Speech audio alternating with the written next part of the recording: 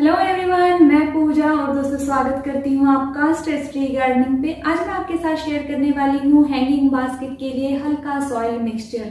ये soil mixture जो होगा वो बिल्कुल ही से कम खर्च में आप आसानी से बना सकते हैं। लेकिन जो आप देख रहे हैं मेरी मेज पर, ये इतना सारा सामान कैसे है, तो ये है कि ये वाला जो सामान है ये वो है जो हम खरीद कर लाते हैं। ये वाला जो सामान है वो है जो हम आसानी से इकट्ठा कर सकते हैं, थोड़ी सी मेहनत और थोड़े से खर्च के साथ। इससे तो बहुत कम खर्च इसमें आएगा, ऐसा मेरा मानना है। इसमें हम केवल सॉइल मिक्सचर ही नहीं, उसमें यूज होने वाला बोन मील, फर्टिलाइजर, वो भी आपको बताऊंगी, आपके साथ शेयर करूंगी कि किस तरीके से आप इसमें यूज कर सकते हैं कम से कम खर्च वाला सामान। तो सॉइल मिक्सचर भी हल्का होगा, ऐसा नहीं है कि कम खर्च करेंगे तो सॉइल मिक्सचर हल्का नहीं बनेगा, तो ऐसा बिल्कुल नहीं है। इसीलिए आज की शेयरिंग। और ये हल्का सॉइल मिक्सचर आप केवल हैंगिंग बास्केट्स में ही नहीं, अपने पॉट्स में भी यूज कर सकते हैं। उसके लिए थोड़ा सा जो चेंज करना होगा वो भी आपके साथ शेयर करूंगी। वीडियो के एंड तक बने रहिएगा ताकि जो ये मेरी मेहनत है आपके ज्यादा से ज्यादा काम आ सके। तो चलिए दोस्तों, वीडियो शुरू करते हैं। तो दोस्तों, पहला जो भाग आता है वो आता है गार्डन सॉइल का। यहाँ हम गार्डन सॉइल की जगह जो लेंगे वो लेंगे हम रिवर सैंड, जो कंस्ट्रक्शन में काम आती है वही। उसको छान लेंगे, उसका मोटा हिस्सा इस्तेमाल करेंगे बास्केट के लिए। अगर आप गमले के लिए मिट्टी बना रहे हैं तो आप सारी चीज़ों के साथ जो मैं बताऊंगी उसमें 40% आप गार्डन सॉइल ऐड कर सकते हैं, 30% गार्डन सॉइल ऐड कर सकते हैं। पॉट बड़ा हो उस हिसाब से उसको मैनेज कर लीजिएगा। यहाँ पर हम लेंगे रिवर सैंड की बास्केट के लिए। दूसरा जो हिस्सा लेंगे वो लेंगे कोकोपीट का। कोकोपीट जो हम लेंगे वो लेंगे उतनी ही जितनी हम लेंगे रिवर सैंड, यानी यहाँ पर जो मेन हिस्से हैं वो सारे ही बराबर मात्रा में होंगे। कोकोपीट आपके पास नहीं है तो जो नारियल का जो छिलका होता है उसको आप मिक्सी में पीस सकते हैं। ये आपको जहाँ पर नारियल बेचे जाते हैं वहाँ पर मिल जाएगा, मंदिरों के पास खास तौर पर। अगर आपको नहीं मिलता है तो राइस हस्क आप ले सकते हैं। राइस हस्क भी कोकोपीट का ही काम करेगी, मिट्टी को पोरस बनाने का काम करेगी, मॉइस्चर को होल्ड करने का काम करेगी। राइस हस्क वही होता है जो चावल निकालने के बाद उसका छिलका बचता है, तो उसका इस्तेमाल आप कोकोपीट की जगह कर सकते हैं। वो भी बराबर मात्रा में होगा। तो दो हिस्से हो गए हमारे पास ये वाले। तीसरा हिस्सा जो आता है ये है परलाइट, जो हम आमतौर पर यूज़ करते हैं, मार्केट से लाते हैं। उसकी जगह हम इस्तेमाल करेंगे ये फोम, जो पैकेजिंग में काम आता है। ये वही फोम है। बात जो आपको ध्यान रखनी है वो ये कि वो मोटा फोम होना चाहिए, बारीक वाला नहीं, गुदा हुआ फोम नहीं। बारीक वाला फोम इतना अच्छा काम नहीं करेगा जितना अच्छा काम करेगा ये मोटे वाला फोम। ये आपको नहीं मिलता है तो आप स्टेशनरी शॉप से 5 रुपये का बहुत बड़ा एक मिल जाता है पीस, वो ला सकते हैं। 5 से 10 रुपये में आसानी से मिल जाएगा। वर्मीकोलाइट का ही काम करेगा, मिट्टी को पोरस बनाएगा, पानी। चौथा जो हिस्सा आएगा वो आएगा वर्मीकोलाइट का। तो वर्मीकोलाइट की जगह हम जो लेंगे वो लेंगे पेड़ की छाल। किसी पुराने पेड़ की छाल आप निकाल लीजिए पतली पतली, उसको धूप लगवा लीजिए, धो लीजिए।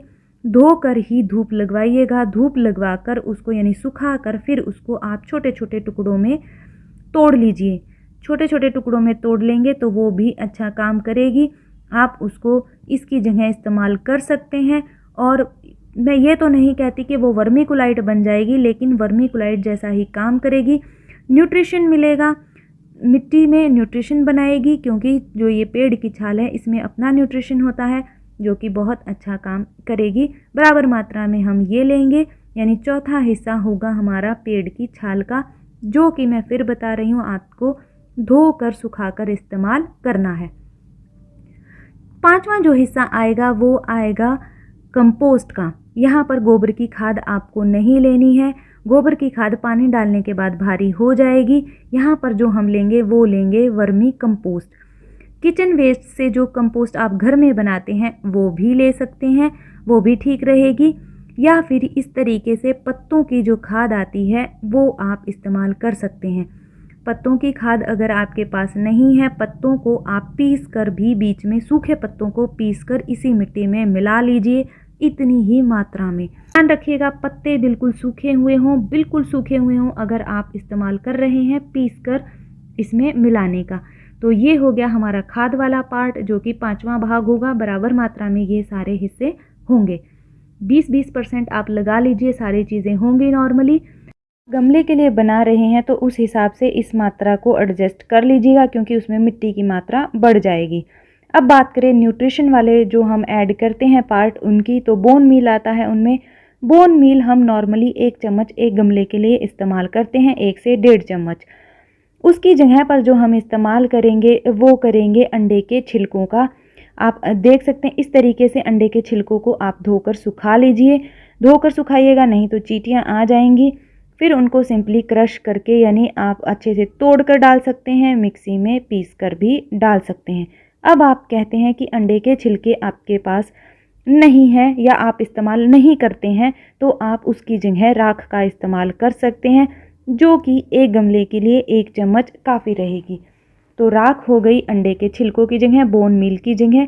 अब बारी आती है मस्टर्ड केक की।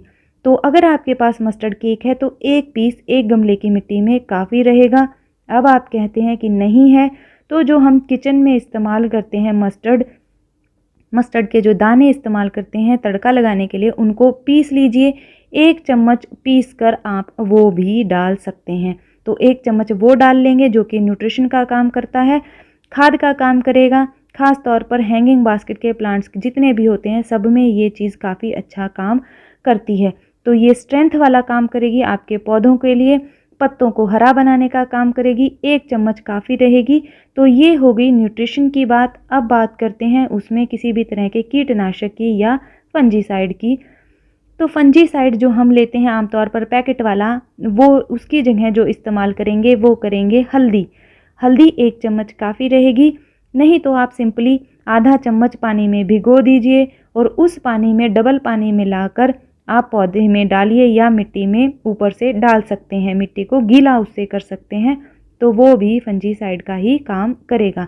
आप मंथली ये काम कर सकते हैं अपने पौधों में, फंजीसाइड की ज़रूरत नहीं पड़ेगी। अब बारी आती है कीटनाशक की, जो कि है नीम खली। नीम खली कीटनाशक का काम करती है, ये भी फंजीसाइड का काम करेगी। ये नहीं है तो आप नीम के पत्तों को पीस कर डाल सकते हैं। तो ये हो गई सॉइल मिक्सचर, जो कि बराबर मात्रा में होगी और एक परफेक्ट सॉइल मिक्सचर आपके पॉट के लिए बनकर तैयार होता है।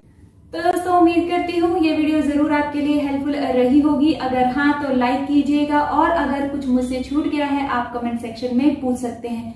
आपके दिमाग में कोई सवाल आता है तो वो भी कमेंट सेक्शन में पूछ सकते हैं।